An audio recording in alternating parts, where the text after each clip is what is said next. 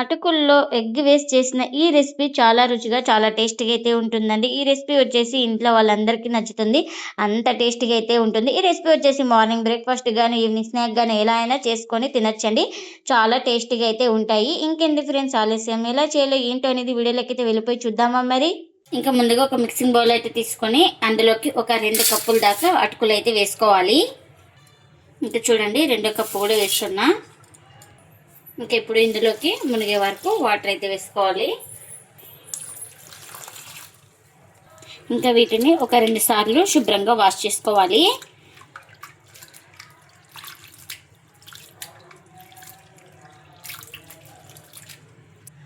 ఇంకా ఇలా వాటర్ అన్ని వంపేసుకున్న తర్వాత ఇప్పుడు ఇందులోకి కొద్దిగా వాటర్ అయితే వేసుకోవాలి. ఇలా కొంచెం వాటర్ అయితే వేసుకొని ఒకసారి ఇలా మొత్తం బాగా అనేసుకుందాం. ఇంక ఇప్పుడు ప్లేట్ అయితే కవర్ చేసుకొని ఒక 10 నిమిషాలు పక్కన పెట్టుకుంటే మనకు అటుకులు అనేది సాఫ్ట్గా నానుతుంది. ఇంక ఇప్పుడు ఒక 10 నిమిషాల తర్వాత అయితే చూపిస్తున్నాను చూడండి. అటుకులు మనకు సాఫ్ట్గా నానిపోయినాయి చూడండి. ఇక్కడ చూడండి, ఇక్కడ చూపిస్తున్నాను కదా. ఇప్పుడు వీటిలోకి ఇప్పుడు ఇందులోకి ఒక ఎగ్ అయితే వేసుకోవాలి. ఇప్పుడు ఒకసారి స్పూన్ తోటి ఇలా బాగా కలిపేసుకుందాం. అటుకులు ఎగ్ మొత్తం బాగా కలిసిపోయేలాగా బాగా కలుపుకోవాలి. ఇలా ఇప్పుడు ఇందులోకి చిన్నగా కట్ చేసుకున్న మిర్చి అలాగే ఆనియన్స్ కూడా వేసుకోవాలి. ఇలా చిన్నగా కట్ చేసుకున్న వాటిని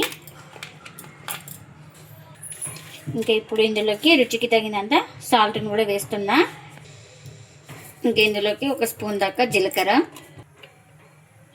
ఇప్పుడు ఇందులోకి ఒక 1/2 టీ స్పూన్ దాకా ధనియాల పొడి, వేయించుకున్న జీలకర్ర పొడి ఒక 1/4 టీ స్పూన్ దాకా వేసుకోవాలి. అలాగే ఒక 1/4 టీ స్పూన్ దాకా గరం మసాలా, ఇప్పుడు చివరిగా కొత్తిమీర కూడా వేసుకోవాలి. ఇవన్నీ వేసుకొని ఇలా చేతితోటి బాగా ప్రెస్ చేస్తూ కలుపుకోవాలి. మనకు అప్పుడే అటుకులకి బాగా మసాలా అనేది పడుతుంది.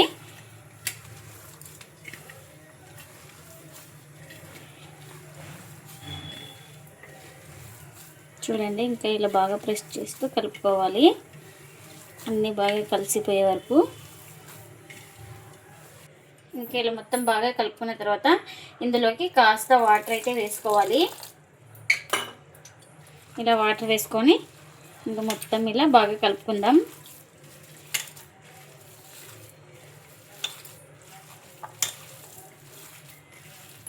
ఇప్పుడు ఇందులోకి ఒక 1/2 కప్పు బియ్యం పిండిని కూడా వేసుకుంటున్నా.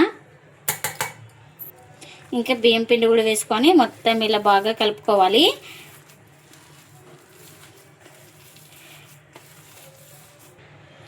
ఇప్పుడు ఇందులోకి ఒక 1/4 టీ స్పూన్ దాకా పసుపును కూడా వేసుకుంటున్నా. కొంచెం వాటర్ వేసుకోవాలి. వాటర్ పసుపు వేసుకొని మొత్తం ఇలా బాగా కలుపుకుందాం.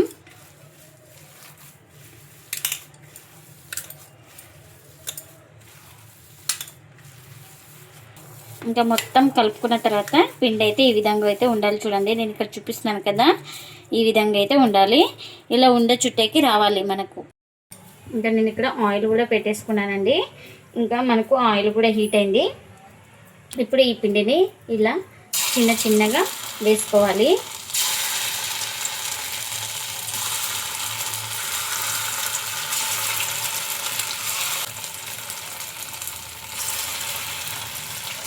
మీరు కావాలంటే పెద్ద సైజు కూడా వేసుకోవచ్చు. నేనైతే ఇక్కడ చిన్న సైజే వేస్తున్నాను.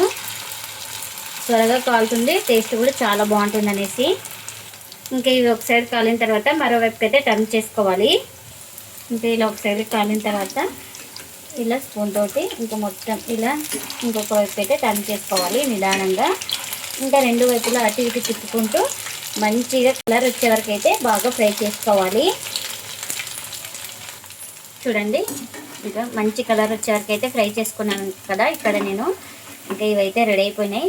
ఒక ప్లేట్లోకి అయితే తీసుకుందాం. ఇలా రెడీ అయిపోయిన వాటిని ఒక ప్లేట్లోకి అయితే తీసుకుంటున్నా. ఇప్పుడు మిగిలిన పిండిని కూడా సేమ్ ఇలానే వేసుకోవాలి. మనం తక్కువ ఆయిల్లో ఫ్రై చేస్తున్నామండి. మనకు ఆయిల్ కూడా ఏ మసాలకు పట్టదు, అందుకని కాస్త ఆయిల్లోనే ఫ్రై చేసుకుంటున్నాను. మనకు ఈజీగా ఫ్రై అయిపోతాయి.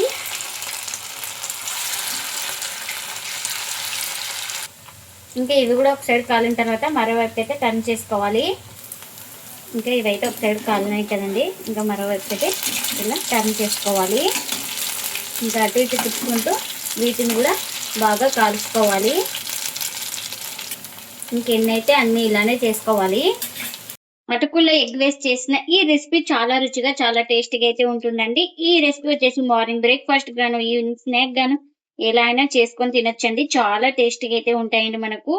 ఈ రెసిపీ వచ్చేసి ప్రతి ఒక్కరికి నచ్చుతుంది, అంత టేస్టీగా అయితే ఉంటుంది.